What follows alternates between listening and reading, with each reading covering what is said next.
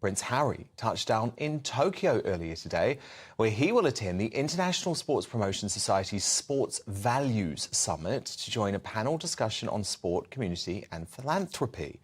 Back in California, though, Meghan reportedly celebrated her birthday early and without Harry last week, opting instead for a trip to see Barbie alongside her Hollywood girlfriends, including Portia de Rossi. That's Ellen DeGeneres' wife. Despite coming off Instagram after marrying Harry, the Duchess also looks set to relaunch herself on the social network with a new account primed and ready to go, simply @Meghan. Delighted now to welcome to the studio distinguished royal biographer Tom Bower. So, Tom, this is really interesting in terms of the developments. You've got Harry solo in Japan. Do you think this information about Meghan spending her birthday alone, well, without Harry, but with a very famous Hollywood girlfriend, was leaked in some way? Well, it is leaked, but what we've got at the moment, which is actually quite hilarious, is that I can only think of the Sussexes as hoaxers.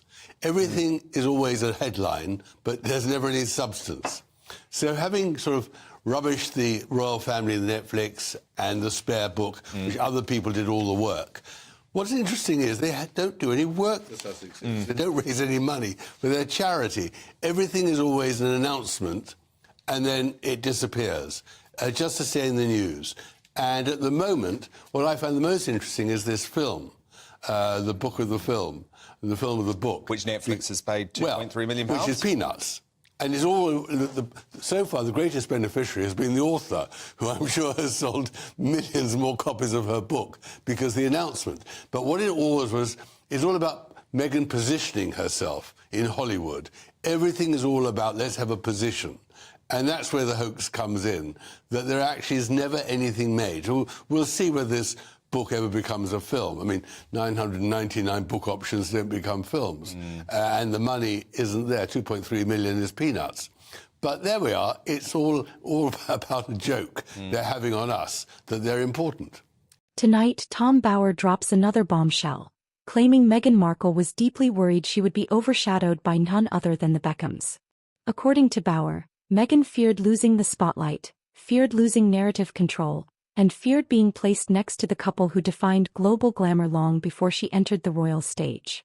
Tom Bower alleges that Meghan wasn't just concerned, she was terrified of being outshined.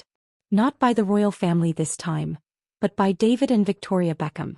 He describes a tension bubbling just beneath the surface, one driven by image, status, and control.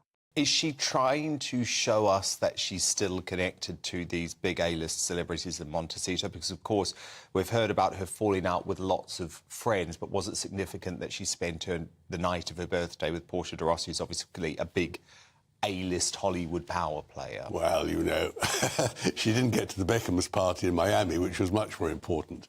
She didn't get to the great Oscar parties.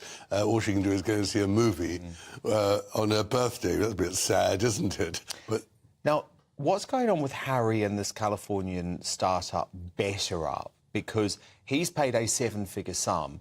The staff are absolutely furious with the fact that they're all getting laid off. The company's in quite a lot of trouble. The staff say he's just a distraction with zero responsibilities. Is this more evidence of what you're talking about? The hoax. Exactly. I mean, they got a big name a year ago, a bit more, to head up this company. The company is not doing very well.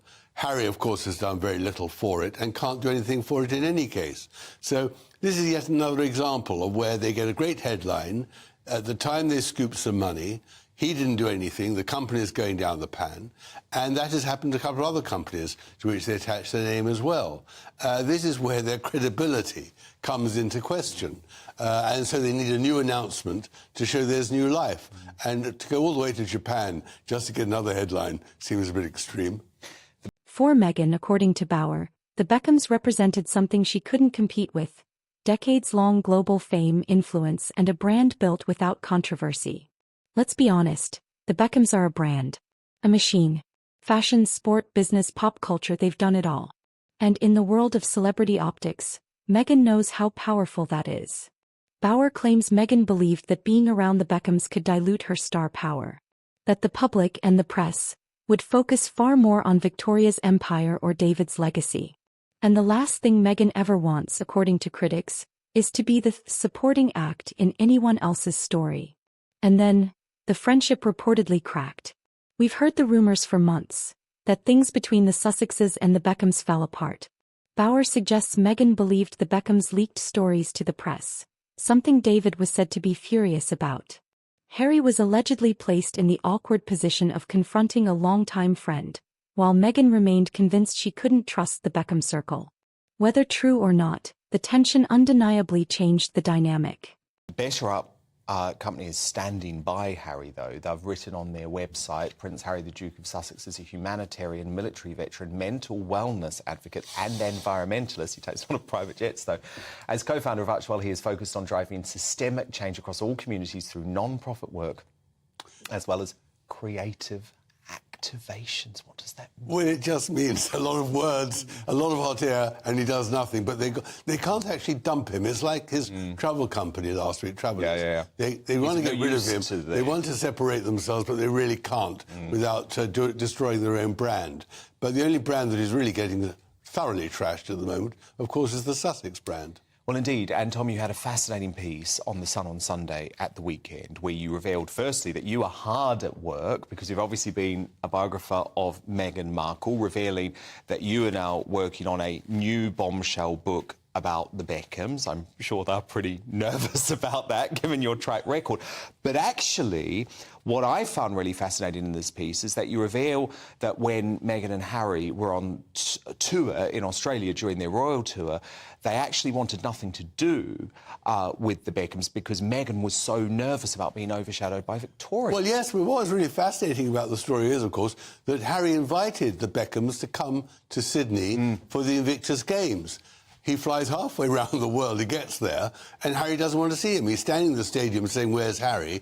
And his people are told by Harry, "I don't want to be seen with David Beckham." Now, I think the reason was that Meghan was deeply worried that she would be overshadowed by the Beckhams. And if you remember at that moment, there was another hoax of Meghan, that she thought she was Diana when she was in Australia. So popular. And the one thing she didn't want to do was have any competition. Yeah. And what's interesting about the whole Meghan-Beckham relationship is, which I discovered, is that she took them for a ride. She lived in their house, she got free clothes. She did everything she could to milk them and then dump them. Didn't invite them to her wedding dinner, didn't invite them to meet them in Australia, or invited them and then dumped them. And then in the end, she walked out on them. But I think the last laugh on that relationship will be the Beckhams. They'll triumph in Miami. Because they're actually doing better, you say, in America in terms of their brand at the moment than the Sussex. Absolutely. And, of course, the party in Miami after Lionel Messi got his great goal was a Beckham party, but without Meghan, but with the Kardashians. For Meghan, image is everything. Bauer says her entire life has been built around controlling how she is seen. And the Beckhams? They control their image flawlessly. Their calm, polished, effortless branding contrasts sharply with the constant headlines, controversies, and battles surrounding Meghan and Harry. It's not hard to see why Bauer believes Meghan felt threatened. When your entire brand is built on being the center of attention, standing next to people who outshine you naturally becomes a problem. Now here's where it gets interesting. Is Bauer exaggerating? Or is there truth to the idea that Meghan constantly fears being eclipsed, whether by the royals, by celebrities, or by anyone with a stronger brand? Critics say yes. Supporters say no. But one thing is clear. The controversies around Meghan and celebrity relationships never stop. And every time, insecurity seems to be at the center of it. Tom Bauer's claim paints a picture of Meghan constantly defending her spotlight, even against friends. Whether you believe it or not, the pattern is undeniable. Alliances form, friction follows, and partnerships quietly collapse. What do you think? Was Meghan genuinely worried about being overshadowed by the Beckhams? Or is this just another dramatic claim from Tom Bauer? Drop your thoughts below. Like, share, and subscribe for analysis the mainstream won't touch, because the truth always has layers.